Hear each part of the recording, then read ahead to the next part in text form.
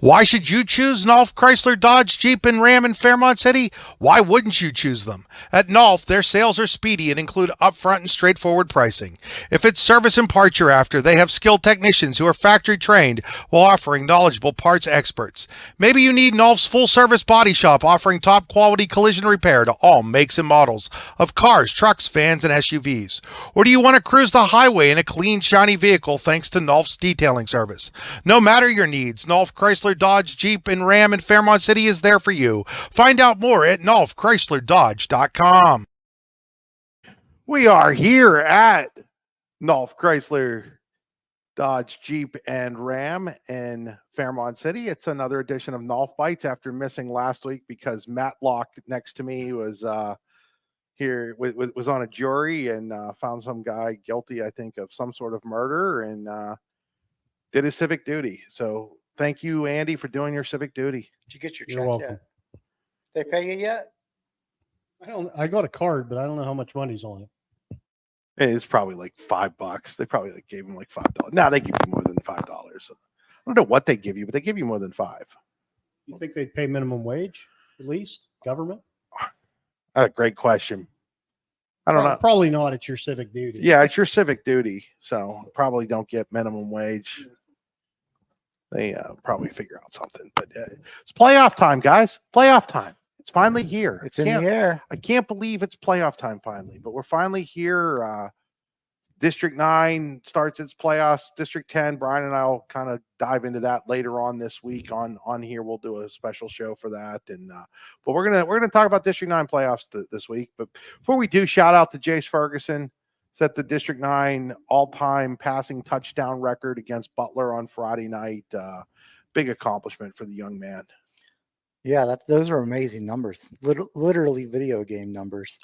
Saw somebody asked you on Facebook if it was impressive. Yeah. You were like, yes. Yeah, No, it's really not that big. Nah. I mean, as a competitor, you want to compete and beat them, but in reality, like, that kid's a monster. Like I said on that Facebook post, anyone in the state of Pennsylvania is going to take him on the team.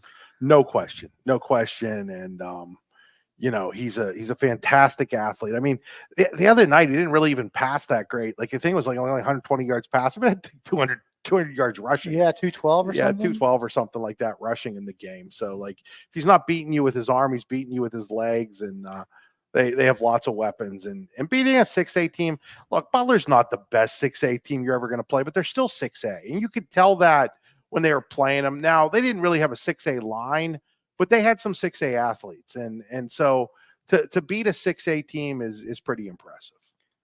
The craziest part about his stat line is those 200 yards are punishing yards. You know, it's not like he's scrambling out wide open and he just takes off. Like, they run a lot of quarterback isolation plays where it's him and a linebacker. Like, he runs hard. He plays the whole game hard. He does. Have we met since we played? Red Bank played that? We have not. No, we have not. We tried to. Yeah, last week we kind of took last week off because we thought your civic duty was more important. We wanted to forget about that one. Huh? Yeah, well, that too. I think Ronnie didn't really just say, watching that, Jace Ferguson impressed me on both sides of the ball. I mean, even defensively, that's the part that really is I mean, impressive. he's a headhunter. He's looking for someone out there, so he's a tough ball player.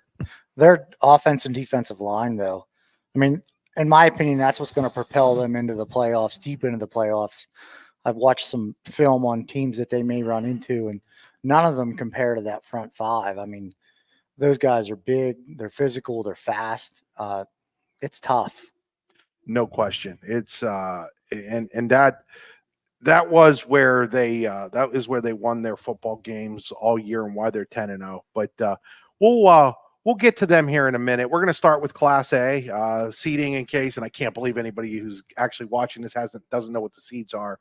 Port Allegany 1, Red Bank Valley's 2 in Class A, Union AC is 3, Keystone is 4, Ridgeway is 5, Otto Eldred is 6, and Cameron County is 7. Both Ridgeway and Keystone had to win last week just to get into the playoffs, and both took care of business. Ridgeway struggled for a half with Montauk, but then I think figured it out at halftime and really pulled away in that one. But so that means the matchups this week, Port Allegany has a bye.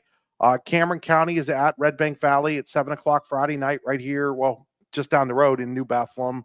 Otto Eldred is at Union AC Valley in Reimersburg. That's the game we'll have here on the YDL Sports Network. Keystone will host Ridgeway for the second time in, I think, 3 weeks. And then we'll have who am I missing? Or no, that would be all of them because there's only three. There's only 3 games there. And then in Double A, only 2 teams. Championship game at Brookville. Well, 7:00 on Friday night. Karn City versus Central Clarion. Triple A, 7:00 at Clearfield High School. You have Brockway and St. Mary's. Brockway's the top seed there. And then in 4A on Saturday at 1:00 over at Brookville High School, you've got Punxsutawney and USO, which is a combination of a couple schools down in the Pittsburgh City League. That's a sub-regional semifinal game. That's at Brookville at 1:00. And then in 5A on Friday night, DuBois has to go up to Cathedral Prep and play Cathedral Prep there. So we'll start with that 5A game. And this isn't the same Cathedral Prep team as, say, the last few years. I think they graduated like 26 kids from last year's team. They only beat Farrell 7-0 on Friday night, a game that they easily handled a year ago, which kind of shows you maybe a little bit of the difference there. Not that Farrell's a bad team at 5-5. They may be the best 5-5 team in the state, but DuBois hasn't won a playoff game, I think, since 1994, and it just they having to go up to Cathedral Prep. I just don't like that. Well, that's a tough sub-regional. I mean, there's 5 districts in that? 4. 4. Yeah, districts 6, 8, 9, and 10. The other matchup there is Alderdice and Hollidaysburg. DuBois would have had a shot at that number 1 seed if they hadn't lost to Hollidaysburg on Friday night, and Alderdice might have given them that playoff win. Instead, they go from possibly being able to be the number 1 seed to being the number 3 seed and having to go on the road and play again, go up to Erie and play on the home field at Cathedral Prep. I feel like just from seeing DuBois, on film, from watching Clarion and other teams that they've ran across, they're built to win a few football games late in the season. I haven't seen Cathedral Prep play, but anytime kids have to travel that distance, which is a huge distance to go to play, it becomes an issue. And who knows, in Erie, there could be 2 foot of snow tomorrow. Oh, you never know. And again, Cathedral Prep has played a brutal schedule compared to what DuBois has played. Just the way, they're in a 3-team region up there. So they play a lot of teams out of state. They play a lot of teams from New York, Ohio. And when they pick up teams, they're picking up good teams. They're not picking up some slouch of a team. So every week is a slog for them. I actually like Cathedral Prep to come out of that region possibly just because of their schedule. 4A, it's a 3-team. It's a sub-regional with District 8, USO and Punxsutawney. Punxsy's the 2, USO's the 3. I don't really know a ton about USO, but outside of Westinghouse, I don't think there's anybody out of the City League that's that's not a winnable game for a team out of District 9. Yeah, I would say we could compete with anyone with the exception of Westinghouse. Alderdice is in that City League too, right? So Hollidaysburg in that 5A would get. Yeah, they're going to get that Alderdice. So, but I'm not wild about how Punxsutawney finished the regular season. They seem to struggle down the stretch. Now, some of that was schedule related and some of it's just, what it is. But the Chucks, I think, have a decent shot at winning that game. You win that game, you get Clearfield. Clearfield went unbeaten this year, 10-0. Pete playing over there in District 6. Sometimes that league is better than what you're seeing in District 9. I'm not sure it was this year. Especially the LHAC East 2 wasn't, I don't think it was overly strong.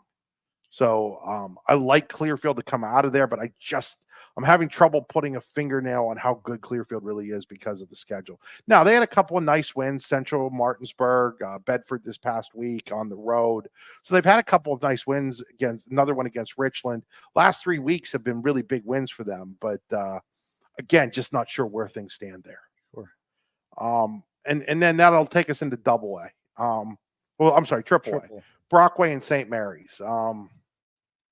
St. Mary's quit at halftime last week. I Yeah. What do you know the ins and outs of that? I don't know everything. There's certain things that I know that I probably can't repeat on air. I know this. Someone knows, share the story. I know this. If you're going to go down there and play the game, then play the full game. Don't quit at halftime. You didn't quit at halftime because you were running out of players. You had players. You didn't want to use they didn't want to use their varsity players because they were afraid they were going to get them hurt. But this all goes back to that week 2 or week 3 game. Week 3 game when that game was postponed and didn't get made up on Saturday, didn't get made up on Monday, like you guys made your game up here. Yeah. The week after against Ridgeway. And like, I feel bad for Karn City because they had a game scheduled with Wilmington, and Wilmington would have played a full game against them, and St. Mary's goes down and doesn't play a full game. Whether that's on the St. Mary's administration, whether that's on Chris Dwork, the head coach, I don't know whose fault it is, but it's a bad look. No matter how you cut it, it's a bad look, and there probably should be some sort of sanction coming down from District 9 on something like that. This isn't a situation where, Sheffield had 2 kids taken to the hospital and couldn't continue a game or something like that. This is just, they didn't want to continue the game. And, you figure, somebody said this to me. It was, how many possessions would you have really had to have had in the second half of the running clock? 3, 4, maybe, and they would have been, Karn City was going to put their JVs in. So, like, what was the big deal here? I almost feel like they weren't happy with the way Karn, and I don't have anything to back this up. This is just speculation. But I speculate that they weren't happy with the way Karn City played the first half against their JVs. And so, therefore, this was their way of saying, well, we're not coming out and playing the second half. But what would be the purpose of just going down there and playing your JVs? Stay healthy, I guess. But I don't know. Like, I didn't realize that this was carryover from the previous game. There was no previous game. That was the problem. The game didn't get played. Yeah. So it got rescheduled on to the 10th week. Yeah. I got you. Okay. And I don't know how much you know, but are they short men? Are they afraid if one goes? I mean, they're AAA. They should have a okay. Yeah, and they're co-oping with Elk County. I don't know. I don't like the look. Ultimately, at the end of the day, they're trying to win a district championship. Again, whether you shouldn't probably quit at halftime. That's not for a decision any of us 3 should play make. A team that should be AA. I have a problem with it. I do. I just have a problem with it. I have a bigger problem with this than I had with Monoton not playing Central Clarion. Remember how much of a problem I had with that? Yeah, you were a little salty about that. A little salty about that. I'm very salty about this. I think it's a bad look. I think that there should be some punishment, whether that's to the coach, whether that's to the school. There should absolutely 100% be some punishment. District 9, I don't know, 10, 15 years ago had a situation where the Kane girls basketball coach pulled his team off of a court in Brockway and cited safety reasons for it and ended up with a 4-game suspension. And I just think that you cannot allow teams to pick and choose when they play or when they continue to play. If you're out of players, it's one thing. When you're just saying, I'm not playing anymore, or I'm not playing, you set a terrible precedent for how things should go. People paid money to get into that game. Do those people deserve a refund? I don't know that it's District 9's position. I think it is. I think it has to be. I think that the district, because it runs athletics, they have. If St. Mary's isn't now, I would agree with you on this, Ronnie. St. Mary's should be the first one to take the step. Okay. But if they don't do anything, then it's got to go to the district because it's 2 district schools that are involved in this. And this was a negative impact on Karn City. Has a negative impact on Karn City. They charge people to get into the game. Those people only get a half a game. They've got to pay officials full-time for it. They've got to pay their workers full-time for it. There's no excuse not to finish a football game. In this circumstance, there was no excuse not to finish it. I guess I think the punishment has to come from the school.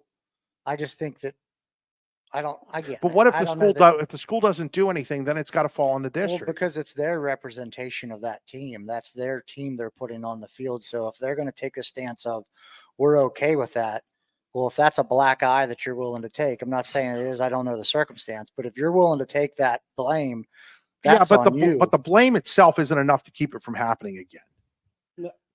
That's assuming the school would do the right thing. And correct. I mean, some things, I think if you look at it, District 9 as a whole, less of a biased opinion maybe in making a ruling or a decision on it. I think you're right. You know, there might be that superintendent out there that says, hey, this don't look good for us, coach. We got to do better than this. But again, I don't know all the things. Somebody within that administration had to approve of him not going out in the second half. Like, I don't think a head coach makes that decision on his own.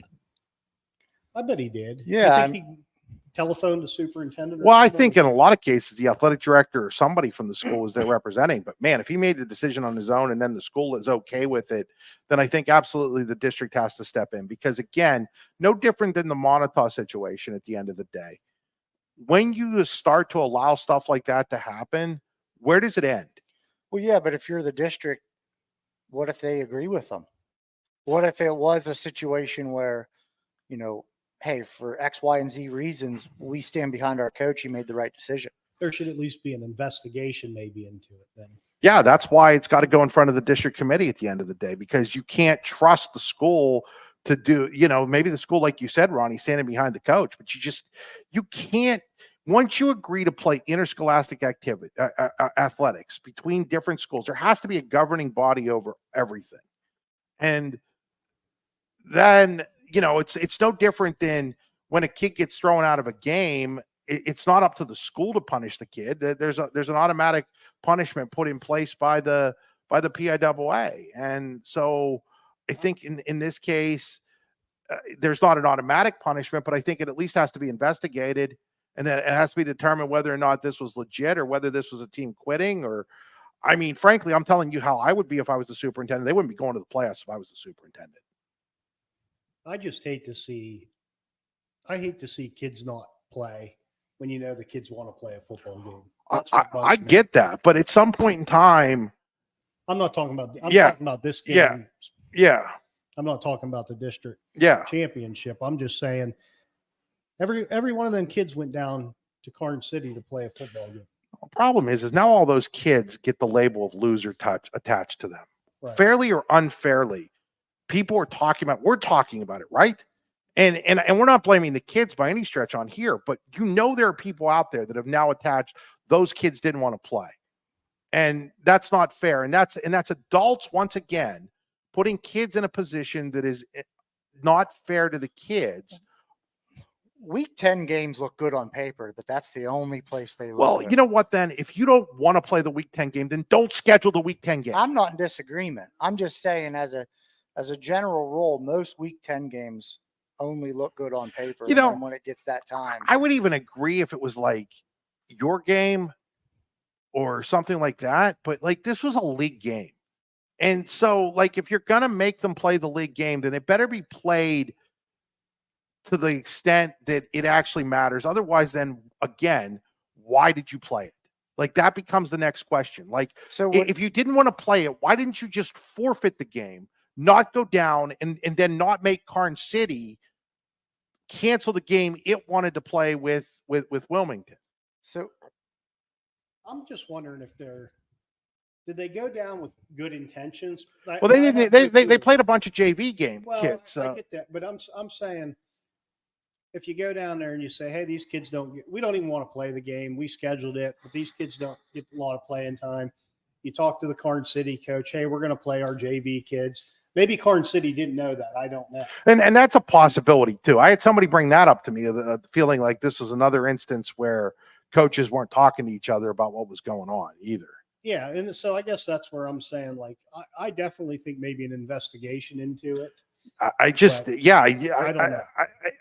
Look, an investigation doesn't mean at the end of the day there's punishment, but I just don't think you can allow one school to handle it internally because there's two schools involved and one of them might be trying to save face. One of them might be trying to hide something, not accusing St. Mary's of any of that. I'm just saying that I've been around long enough to know how this works, that if you allow one school to just basically, and I also know how the district process works, what they'll do is they will ask St. Mary's to submit a report on it.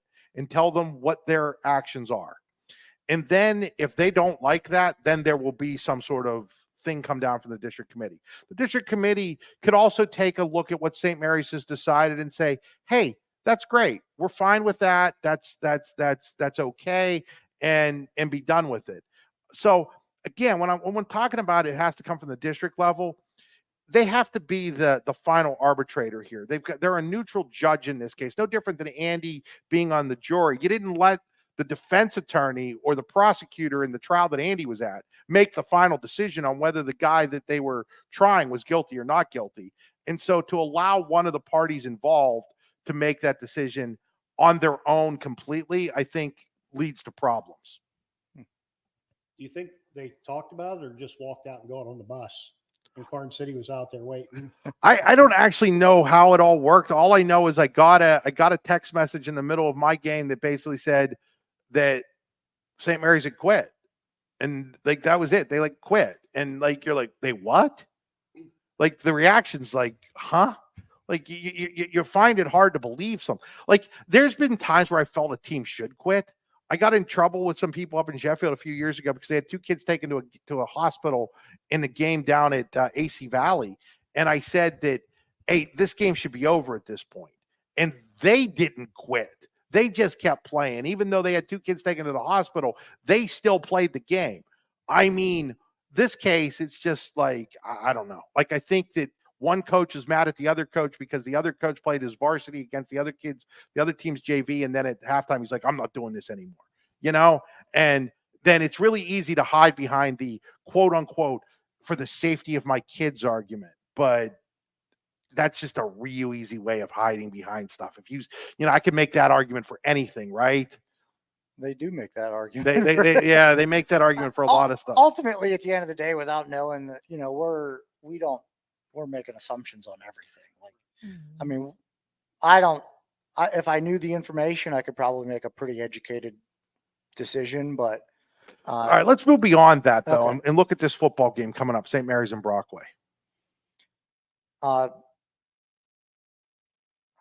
So I think Brockway is going to pull it out. It's just my opinion. They play pretty good defense. Their offense can score some points. I mean, my head and heart's going towards Brockway. I think I am so confused with these teams right now that I have a hard time figuring out which way I would go with it. Like, when St. Mary's beat DuBois, it was like, oh my God, St. Mary's beat DuBois, right? And then St. Mary's lost to Ridgeway, and you're like, what? They lost to Ridgeway? What? And then, like, Brockway easily took care of Ridgeway, but got easily taken care of by DuBois in the long run. So, to me, it's a little bit of a toss-up. I like some of what Brockway does offensively. I think moving Pisarcik to running back a couple weeks ago and having him do some of the stuff there was big. Now he had a big game receiving this past week. It's an interesting game. It's one that Brockway has circled. One of the reasons they went up to AAA was they felt like being at AA, they didn't have a chance at winning a title with Central Clarion there, so they wanted to have that opportunity. Will they put too much pressure on themselves? Will St. Mary's circle it because they're like, oh, okay, you wanted us, so instead of Central Clarion? Well, it's like no pressure, because if they lose, you can just say, yeah, we should be AA. And if you win, you're like, awesome, we're winning AAA. How do you feel about not just Brockway? It's easy because it's Brockway, that's who we're talking about. But you see it across sports all over where teams will move from single A to AA, or from double A or single to triple. Like, you see that movement. Like, I know when I wrestled in high school, it was before the weight cuts were like they were now. You could show up one day at 152, the next day you're at 145. Like, there was no progression. So is that what you were? No. So we would have a lot of guys. Ronnie wrestled at heavyweight, so they didn't have to actually say what his weight was. We had a lot of guys that would look at the bracket and they'd say, all right, I'm at 135. If I go to 119 in the next 2 weeks, I can walk through to the district championship. Now, there's people with their names on banners, and I don't have my name on banner. I'm not saying that I could have. I'm just saying, like, you wonder at the end of the day, like I get what you want to win, right? But do you lose where you're at or win where you can go? Guess it depends on your program. I guess it depends on when you look at who you're playing.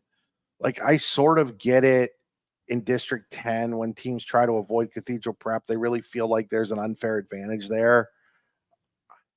I don't know. That's a logical, in my mind, like that's a logical progression. Can you go back and how long do you, once you choose to move to AAA, how long do you have to stay at that? 2 years. 2 years.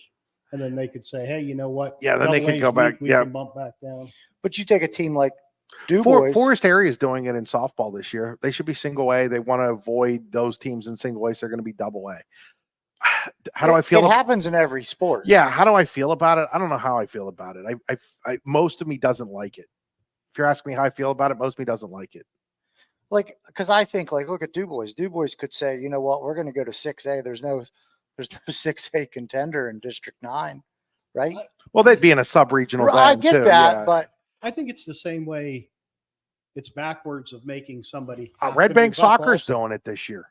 Red Bank Soccer went to double A when it should have been single A, and they're doing it. Again, I'm not sure if I like it. I guess it depends on what your ultimate goals are. I think that it might make it easier to win a district title. It makes it more difficult to win a state title in most cases. What do you want to prove? What are you trying to accomplish? Is beating one team the same as winning the AAA title or even the AA title this year? If you only have to play one game to win it, or if, like, say you're Red Bank and you've got to win 3 games to win it, which one's more special? Yeah. I just don't know if winning one game is all that. Well, we're district champs, and okay. I like the goal of being the state champ. Me too. Me too. Like that to me, that should be the ultimate goal of your program, is being a state champion. But no matter who wins between Brockway and St. Mary's, which one's playing in the Western Final for neither? Nobody's playing in the Western Final there. And nobody has any shot at playing in the Western Final. But also, prove us wrong. Also, just like when I wrestled to today, no one except the people that wrestled with that group of kids knows the people that jumped and moved. All they see is the banner and the hanging. So in Brockway's defense, if they win in 20 years, it's just going to be good point. Yeah, good point. It's just going to be a banner hanging in the gym. Right? And again, I mean, what that's worth at the end of the day, I don't know. I mean, are you Al Bundy and you're still hung up on your high school football career? Are you really hung up on your high school football career still, Ronnie? Well, no. But if you are building that program, sure, that can be an argument, Well, that's why I said, to me, it's different. See, to me, I don't know. Brockway's won district titles. Brockway, to me, is one of the upper echelon teams in District 9. And so to me, it's a little different there than it is for, say, Forest Area in softball. Like Forest Area, if they could win a district title, that would be like the be all end all even with the co-op with North Clarion and softball, that'd be like the end all be all for them. Right. Whereas I don't know, like Central Clarion, like if they were moving up, say, to avoid somebody, or Red Bank moved up in football. So what? You were in the state championship game you were in the state championship game in 2021. And 6 years later, you're worried about whether or not you can win a district title in A. So you're going to move up to AA to do it. Like, it depends. The answer to me depends on what your program is and what you're trying to accomplish with your program. Yeah, I think you stay and fight. That's me personally. You just play where you're supposed to be. Yeah, you stay and fight. And like I said, it's the same the other way with them making certain teams, because of success, move up. Yeah, I'm not a big fan of that either. I get the part where with you're supposed to be. Yeah, and so moving on to AA, is does Karn City have any shot? Yes. No. Okay, why do you say yes? Well, everybody has a shot. But I think, I don't know if I read it on Facebook or somewhere, their Karn City coach, I can't think of his name right now, but Joe Sherwin said that wasn't their Karn City football team on with Clarion. And Karn City played Red Bank very tough. I know Clarion beat Red Bank also, but I just think that Karn City is probably, in my mind, a better football team than what they showed against Clarion in the first round. So I'm not saying 100% they can beat them. I'm just saying I wouldn't say they don't have a shot. And Ronnie, why do you say no? I've watched film on both hours of it. Karn City's drastically better up front than we are. And in my opinion, Clarion's drastically better up front than they are. And now you add in the fact if Karn City has good athletes on the edge, Clarion has better athletes on the edge. And I'm talking collectively. Obviously, you can win one-on-ones at time. But I just think, like, at the end of the day, and you always have to incorporate the Jace Ferguson effect. I was just about to say that. I mean, if my D line's an A and yours is an A plus, okay, I win some battles, but now my A line has to tackle that kid. Can it be competitive? I think they can stay close. It's going to be closer than it was the last time. Yeah, that's my thought process on it. It'll be closer than it was the last time, but other than that, I don't know. So I'd love to see it be a good game, regardless if Andy's right or I'm right. Like, I hope that it's a good game. Then moving into that single A bracket, the most intriguing game in this week is obviously Ridgeway and Keystone. It was a 2-point game the first time, and Ridgeway came within a missed field goal at the end of the game of winning that game. They have to go back down to Knox because of that. I mean, look, they kicked that field goal. First of all, Keystone's not even in the playoffs. Second of all, they kicked that field goal. They probably have a home game in a situation like this. And you have a bye. You know, that's how much that field goal means, Ronnie. Like, Red Bank has a bye if that field goal goes through. Yeah, I'm glad it didn't go through because I didn't want to buy. Since you put it that way. But you know, at the end of the day, now Keystone, big thing last week. They got Eli Nellis back on a limited basis, but they got him back. And you know, how much does he change things for them? Did they lose him against Red Bank? Yeah, we didn't. Well, he got hurt on the opening kickoff, so he wasn't there when they played. Yeah, I mean, you know, like I said, Cicerelli is a mini Jace Ferguson. Corsetti, my bad. I do that every time. Corsetti's like a mini Jace Ferguson. Like, he just hasn't developed into that. So I mean, when you get back one of your biggest weapons, it changes everything. With that being said, I'm taking Ridgeway to pull that one out personally. I feel like Ridgeway was just. I felt like they're tougher. I don't know why, but I think Brockway's 1 year away from flipping the switch. Ridgeway, you mean? Or, my bad. Yeah. Keystone's 1 year away. Keystone's 1 year away. 1 year away from flipping the switch. It'll be a good game, but you know, from a fan's perspective, I'm sure that Ridgeway offense, you're thinking, you know, they're going to run the ball right there. Now, on the other hand, we talked about this earlier in the year with the single wing and how hard it is to prepare for it. Second time you play it, is it as hard to play against the second time you see it in the same season, especially within a few weeks? When you get punched in the teeth, the second time still hurts. And I mean, it could come to who prepares better. Yeah. You know, because they both have each other's playbook now. So yeah, and both of those teams have good coaches. Todd Smith and Mark Heindel, both very good coaches. So that should be a really intriguing matchup. Game that I'm going to be at, Otto Eldred and Union AC. Otto, only one loss on the season, playing in that Region 3 hurt them in the seedings. And that one loss was to Kane, and that's why they dropped all the way to the 6, was because that one loss to Kane.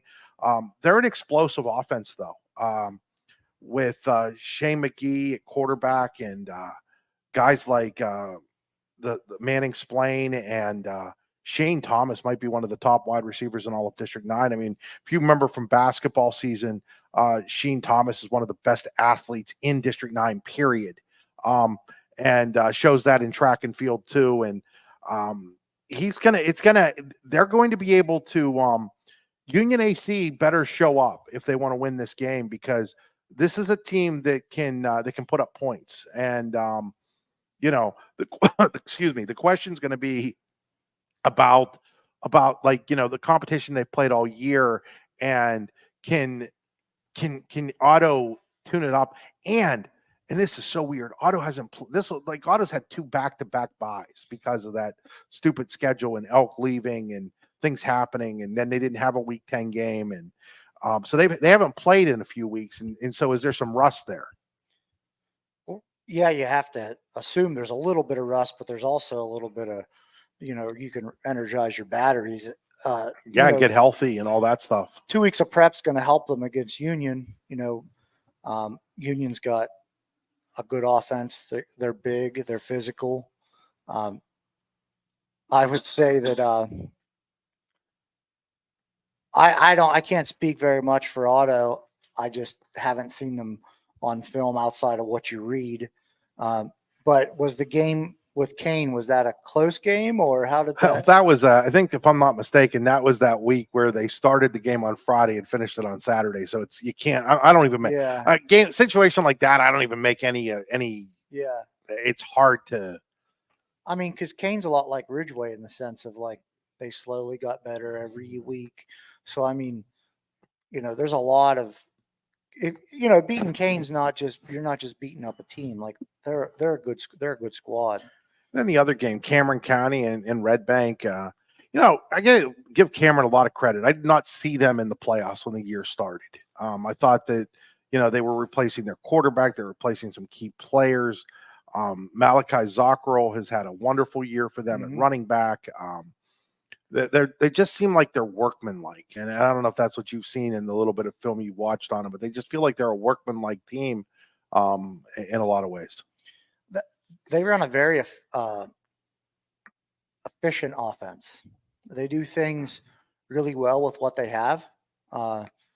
They've got some big guys up front, so a lot of their stuff, they don't get too fancy with things. They run a lot of, we're going to come right at you and get physical. That running back's got like 1,200 yards or something. Like he has had a good season. It's going to be a tough game. I mean, they throw the ball. They like to run the ball, and the one thing that you guys have had trouble down here all year doing is stopping the run. Yeah, we try not to talk about it. I know you try not to talk about it, but that would be my biggest concern coming in is that teams have been able to run the football on you, and and this team wants to run the football against you. Obviously, in a 7-2 matchup, the 2 is going to be the favorites. I think everybody still thinks that you're looking at a Red Bank Port rematch at some point in time in a couple of weeks, but you got to take care of business right here, right now, before you can even start worrying about the rest of that. And how do you keep your kids focused on this week and not looking ahead? Well, you got to get 1-0. We tell them every week, you're not good enough to think about anything other than the week in front of you. So, it is tough. Some of the kids have been through some really successful times. Andy's son, Drew, he's been on some of the best teams in the district, and it is hard, but there's good leadership there out of those older kids to kind of keep the young kids under control and keep them focused. Nobody puts more time in than Blaine when it comes to preparation. So he does a really good job of honing them in. Here's what we worry about. Here's how we work. Here's how we're efficient. I'm taking Red Bank by 1,000,000, but that's just me. I think the strength of schedule plays in when you get to here. Yeah. And you look at who Cameron County's played versus who Red Bank's played. I mean, Red Bank's sitting at 7-3, right? 7-3. And I feel, those losses, the big ones are Clarion and Karn City, Port Allegheny. I mean, those are arguably 3 of the top 4 teams in District 9. So, I mean, there's nothing to shake your head out with those losses. Hey, let's take a look at pick in these games. That first game, and my picks, I'll reserve the right to change my mind when I do the picks during the week because I'll have more time to think about it then than I do today. But we'll start at 5A, Cathedral Prep and Du Bois. I'm going to take Prep. I'll agree with that, Prep. That's going to be 3 for 3 on that one. And then Hollidaysburg's going to win. I won't even make you guys try to guess the other one. Hollidaysburg's going to win the other one. In 4A, USO and Punxsutawney. I've never heard of USO in my life. I must be a terrible football. It's a combination of Obama Academy and somebody. Hold on a second. USO football. We're going to Google it real quick.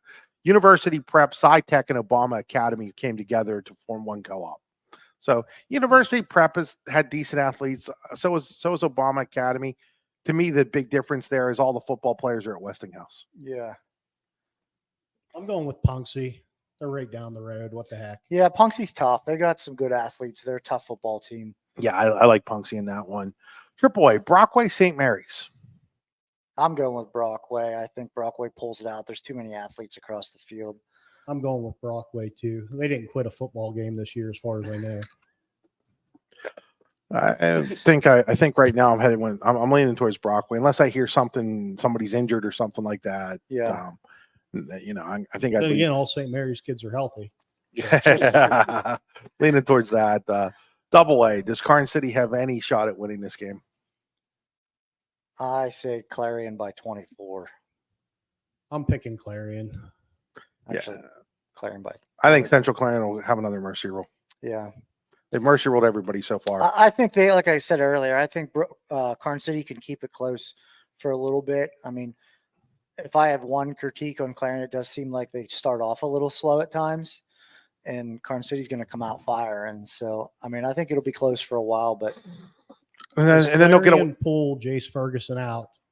That's a great question. That's a great question. Like, does the final score matter as much now? Like, I hope it does, and I hope the idea here is to stay healthy. I would hope they're playing for a state title. Yeah, I'm hoping that the idea here now is that you get a big lead and then you get your guys off the field. But I don't know. I mean, that just doesn't seem to be their philosophy, and that's fine. That's their philosophy. Keystone Ridgeway. Ridgeway. I'm taking Ridgeway. I'm reserving mine for later in the week. Come on. Okay. I'll go with Ridgeway. What was your hiccup? What is your hiccup in case you have to change it at a later date? Eli Nellis is full health. That's fair. I mean, he's definitely changes games. Cameron County, we'll save that one to last. Otto Eldred and Union AC. I got to go Union. They got tough kids the whole way around. All those, I've said it from earlier in the year. They get better as the year goes on. They pulled off a couple big games. I like Union, but then they got beat by Brockway. They were coming along there, and I was kind of surprised. I thought they'd give a. You just picked Brockway to win this championship. No, I did. Or yes, I did. Triple A, not single or double. I mean, probably Union AC.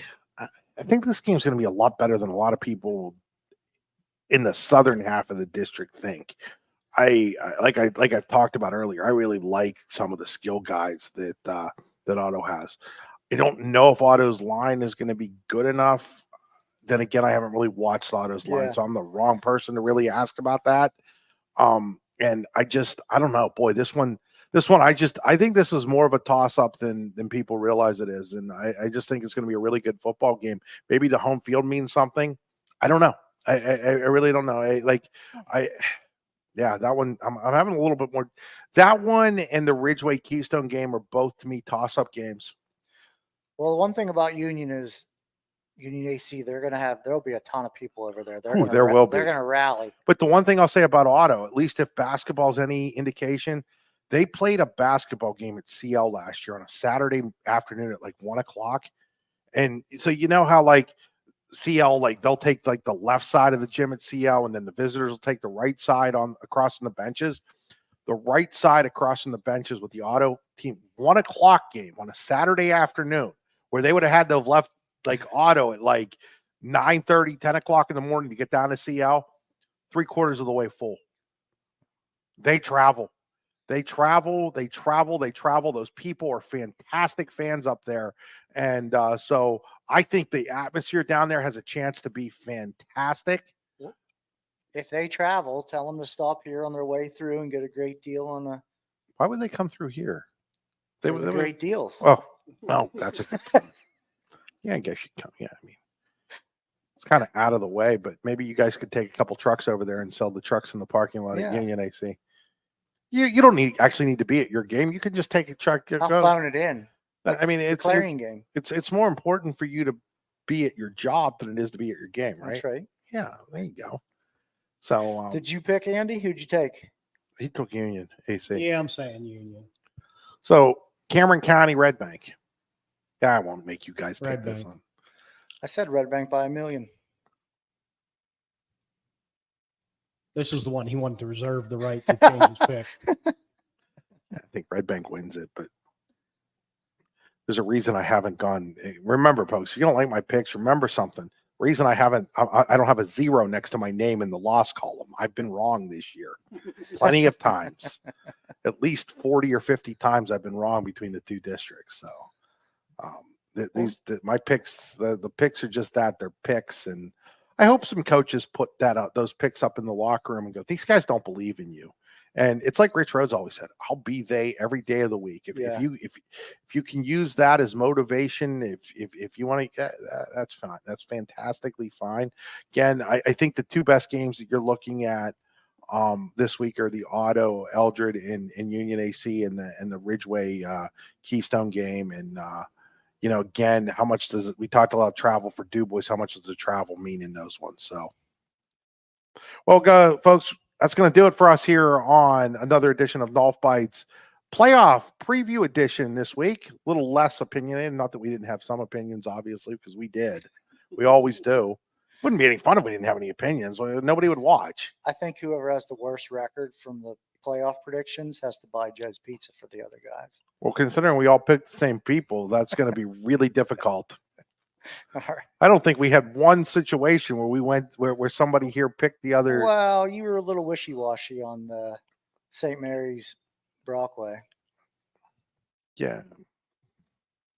We'll see how the picks come out on. I don't want to give away too much. I mean, All right. Now granted, there's 4 other guys picking, so that people can watch those picks. So that'll do it for us here on Nolf Bites, live from Nolf Chrysler, Jeep, Dodge, and Ram in Fairmount City. For Andy Byers and Ronnie Geis, this is Chris Rossetti saying until next week.